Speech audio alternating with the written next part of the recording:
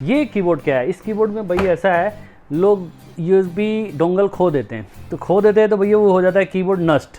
अब इसमें क्या ब्लूटूथ टेक्नोलॉजी है, इसमें सबसे अच्छी बात है ना, ये कीबोर्ड आपको लिए बहुत बढ़िया है। कोडर्स अगर लेके कैरी करना है, इसमें आराम से, अगर आपके पास फ़ोन है, फ़ोन को ऐसे रख देना है, आराम से टाइप वाइप करना है। अच्छा, टैब भी रख सकते हो, और प्लस ये ब्लूटूथ से चलेगा। ब्लूटूथ इसका ऑन कर लेंगे, इनेबल कर लेंगे, टच कर लेंगे, मस्त काम। मतलब डोंगल का किस्सा खत्म।